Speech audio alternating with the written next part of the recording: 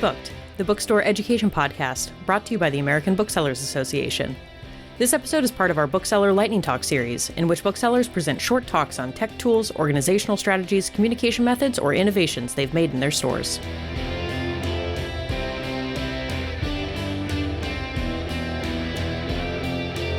Hey everyone, I have met many of you. I'm Philomena Polefrone. I'm on the advocacy team here at ABA, and a lot of you already know about Banned Books Week, but I just wanted to talk a little bit more as we approach it, because it starts on September 22nd and it runs through September 28th this year. So I just want to talk a little bit about what it is and a few different things that you can do in your store this year and every year to observe it. So Banned Books Week launched actually in 1982, which is kind of the last time that it was anything close to this bad, but it's actually a lot worse now. The author Judy Blume, who was at the center of what happened in the 80s, has said as much, has said it's worse this time. So since 2021, 4,240 distinct titles have been challenged in schools, school libraries, and public libraries. That's a 65% increase in 2023 versus 2022, so it's getting worse. And one of the things that's especially bad about this time and this particular moment is that the books that are targeted are disproportionately by and about people in the LGBTQ plus and BIPOC communities. And that includes 24% of banned books that are authored by women of color. So this is one of the things that's really different about this time, is how overt it is in targeting books by and about people in marginalized communities. So bookstores are not often the ones targeted directly, though laws like those in Texas, the so-called Reader Act, and in Arkansas, both of which ABA is challenging, those laws signal that could be changing. We saw copycat laws introduced in this past legislative session.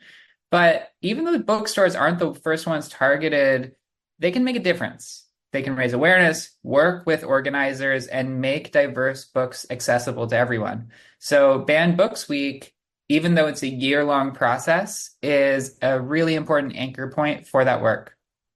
So I want to talk about 3 ways that bookstores can observe this important week and raise awareness and spur activism. So the first way is to use your banned books displays. So this one's a no-brainer. This is a way that you can observe Banned Books Week while doing what you do best, which is selling books and curating your displays. So in terms of curation, I would recommend using data from the American Library Association and PEN America. They're really on top of it in terms of tracking bans and keeping track of titles, where the bans are happening, and in some cases why, though that can be harder to figure out. So if you use that data, some of which is covered in the links that Preeti put in the chat, you can actually, and this is a really depressing exercise to do, I just did it in someone's store for them, you can walk around your store with that list and identify banned books that are already on your shelves. So you can order new books, but you don't have to. You probably already have a lot of banned books in your store right now. So that might just be a matter of gathering them. But I would encourage you to focus on books by marginalized authors and to combine those with works that are recognized classics or modern classics. And many times those books will be the same books.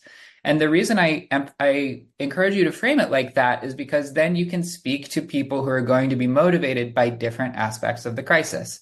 So some examples of books that meet both categories: Beloved and the Bluest Eye by Toni Morrison, The Color Purple by Alice Walker.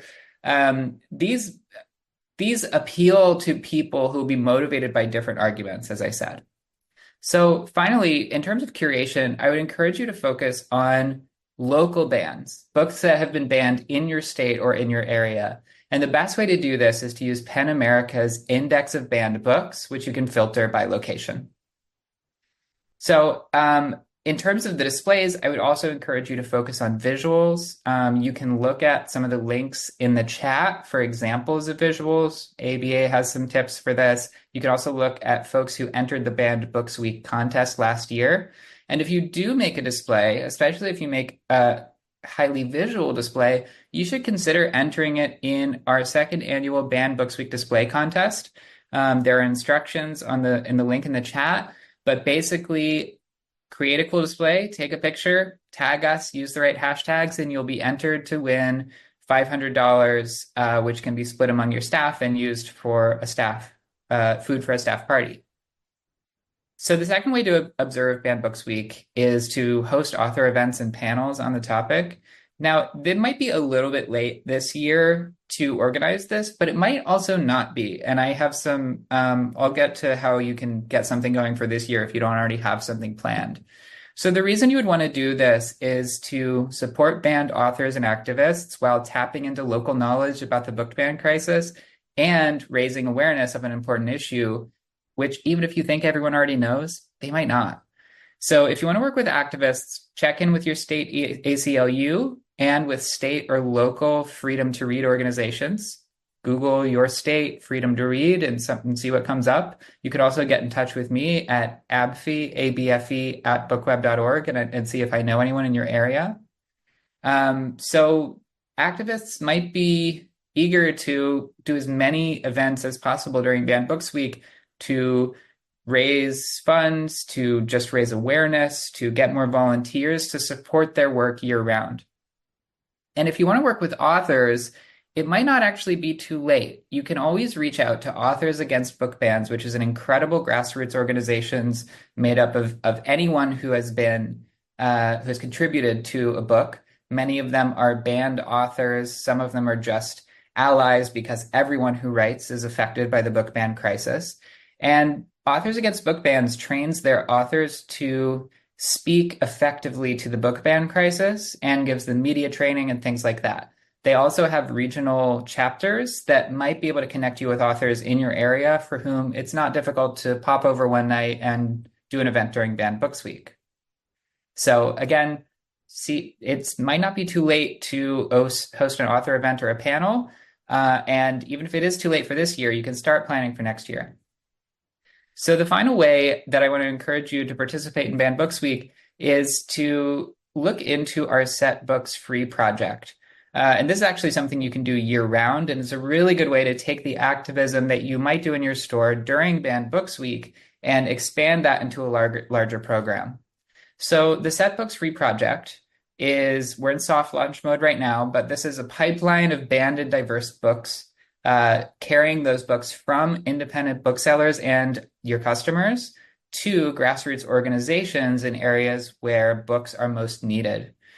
So we have over 65 stores in 32 states who have expressed interest. We have 7 organizations in 11 states, and that's going to go up as we launch, who are ready to receive these books and start distributing them to folks in areas where books have been banned. Our partners include We Need Diverse Books, Red, Wine, and Blue, The Links, and more.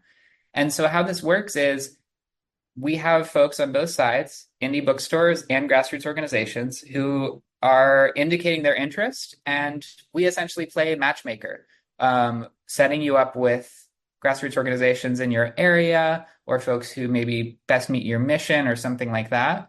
And you can set up a display of banned books and let your customers know they can buy them for themselves, or they can buy them to be donated to the grassroots organization that you're paired with.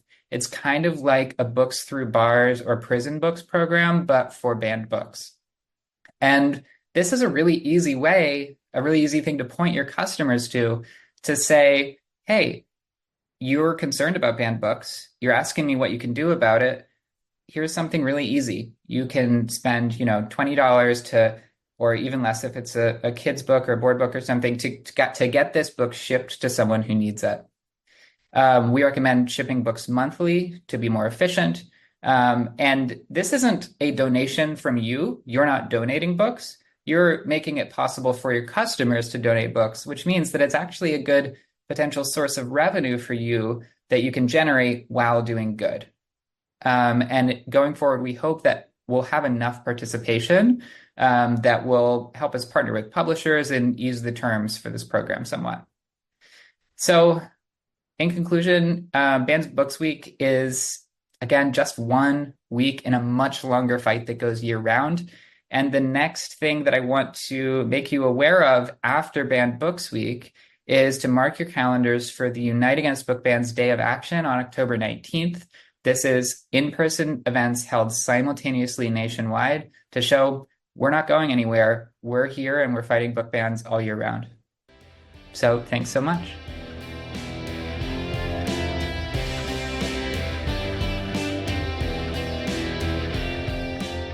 Thank you for listening to Book to the Bookstore Education Podcast, brought to you by the American Booksellers Association.